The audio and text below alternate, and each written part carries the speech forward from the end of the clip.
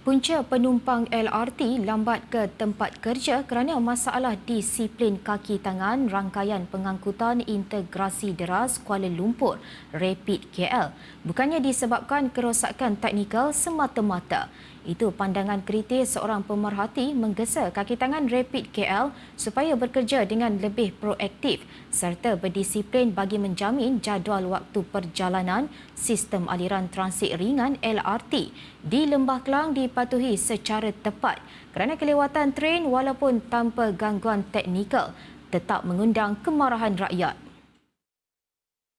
Tegas pemerhati pengguna boleh menerima situasi tren LRT rosak atau tergendala akibat masalah teknikal. Namun apa yang paling banyak dikeluhkan ialah kelewatan biasa yang didakwa berpunca daripada kelemahan pengurusan operasi serta sikap sambil lewat kaki tangan Rapid KL itu sendiri. Malah pemerhati berpendapat dakwaan hanya 8 gangguan berlaku dalam tempoh beberapa bulan tidak mencerminkan keseluruhan masalah sebenar kerana rungutan utama pengguna ialah tren LRT lewat, tiba sehingga mencecaskan urusan harian termasuk mesyuarat dan waktu bekerja. Dalam masa sama, pemerhati mendakwa ada segelintir pengguna merungut terpaksa keluar seawal pagi untuk menghadiri mesyuarat tetapi lambat kerana tren LRT yang sepatutnya tiba mengikut jadual hanya muncul hampir sejam kemudian. Pemerhati berkata demikian membidas laporan Kosmo mengatakan mungkin inilah masa terbaik menaikkan tambang LRT seiring dengan pertambahan kos pengurusan dan operasi yang ditanggung syarikat pengurusan. Sebaliknya, pemerhati beranggapan Rapid KL tidak perlu menaikkan lagi harga tambang kerana caj yang dikenakan kepada pengguna adalah berpatutan serta munasabah. Tambahnya, alasan kos operasi atau jumlah penumpang kurang tidak boleh dijadikan isu berbangkit kerana rakyat menggunakan pengangkutan awam berdasarkan keyakinan terhadap ketepatan masa, bukannya sekadar kewujudan tren LRT semata-mata.